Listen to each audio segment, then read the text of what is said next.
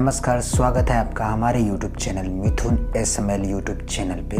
तो विपक्षी दल का कहना है कि भारत के कई इलाकों में चाइना ने अपना गांव बसा दिया है, जिसमें से कि भारतीय सेना ने साफ इनकार किया है कि ऐसा बिल्कुल भी कुछ नहीं है। लेकिन आपको क्या लगता है, S-400 आने से भारतीय सेना कितना मजबूत होगा?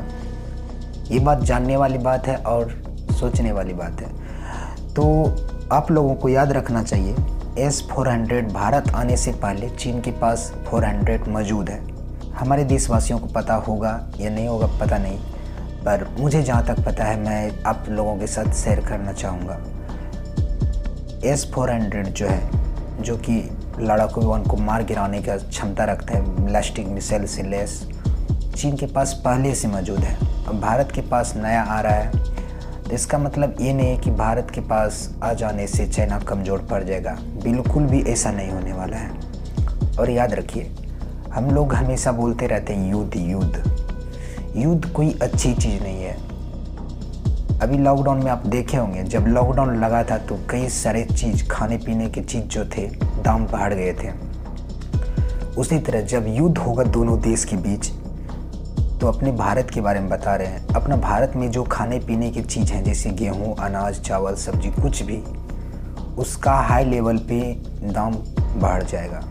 इससे क्या होगा, हम लोगों को ये दिक्कत होगी। युद्ध होने का नतीजा हम देशवासियों को भुगतना पड़ता है।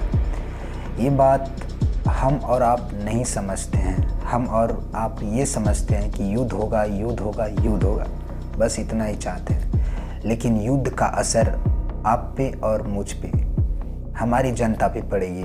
सरकार को तो उतना टेंशन लेना ही नहीं है, क्योंकि सरकार देश के हित में काम कर रहा है, अच्छा काम कर रहा है। लेकिन हम सिर्फ इतना बताना चाहते हैं, जब युद्ध होगा तो इसमें सरकार का नुकसान तो जो होगा तो होगा ही। आम आदमी ज़्यादातर भूख से मर जाएंगे। युद्ध होते ही, चालू होते ही अनाज का दाम, खाने पीने चीज़ों का जो भी, कपड़ा लत्ता जो भी है, सभी का दाम हाई लेवल पे बढ़ जाएगा, जो कि आम आदमी नहीं खरीद पाएगा। और ये हकीकत है।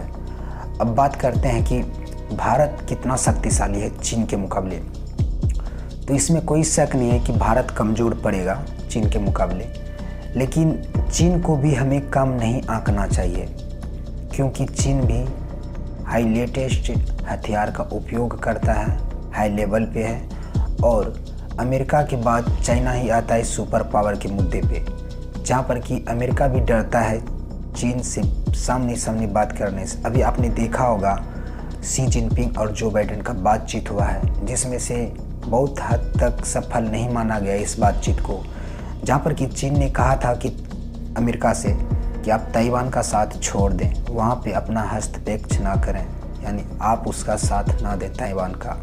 वो मेरा आंतरिक मामला है, मेरा देश का टुकड़ा है, उसको हम अपने में मिला लेंगे धीरे धीरे, धैर्य से।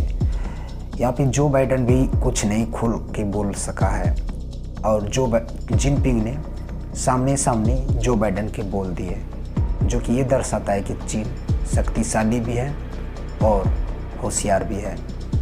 तो ऐसे होशियार देशों से हमको संभल कर रहना है, हमारे देश को, लोगों को, हमारे देश के नेताओं को। और ऐसी युद्ध वाली स्थिति को तो लाना ही नहीं है। इससे हमारे देश को बहुत बड़ा झटका लगेगा, और हो सकता है कि हम पिछले वाले साल से भी बेकार में चले जाए, यानी जो लॉकडाउन में हुआ था उससे भी बुरा असर हो सकता है। तो युद्ध कोई अच्छी चीज़ नहीं है, और चाइना भी समझने को तैयार नहीं है। वो क्या यार, उसको तो पता होना चाहिए, जिसका एरिया है उसके एरिया में दाखिल नहीं होना चाहिए। पर वो देखते हैं, भूटान देश है अपने देश के बगल में, पड़ोसी देश है, वहाँ पर चाइनीज लोगों ने अपना 4 गांव बसा दिया है भूटान देश में, और हमारी सरकार कुछ कार्य ही नहीं कर पा रही है। किसी ने कहा है, अगर बगल यानी पड़ोसी पे हमला हो तो ये मत सोचना चाहिए कि पड़ोसी पे हुआ है और मेरे पे नहीं होगा। ये सोचना चाहिए, आज पड़ोसी पे हुआ है तो कल मेरे पे भी हो सकता है। इस अनुसार से सरकार को काम करना चाहिए, और भूटान देश पे थोड़ा नज़र देना चाहिए। हमारी सरकार काम नहीं कर रहे पड़ोसी देश पे। अभी चीन और पाकिस्तान के मुद्दे पे हमारी सरकार लगा हुआ है, और लगा ही रहना चाहिए। भारत के पास भी लेटेस्ट हथियार है, पर युद्ध की नीति हम लोगों को बहुत पीछे लेके चली जाएगी।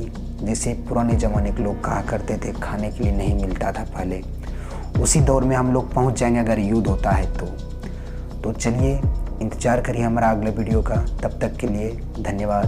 जय श्री राम, जय हिंद।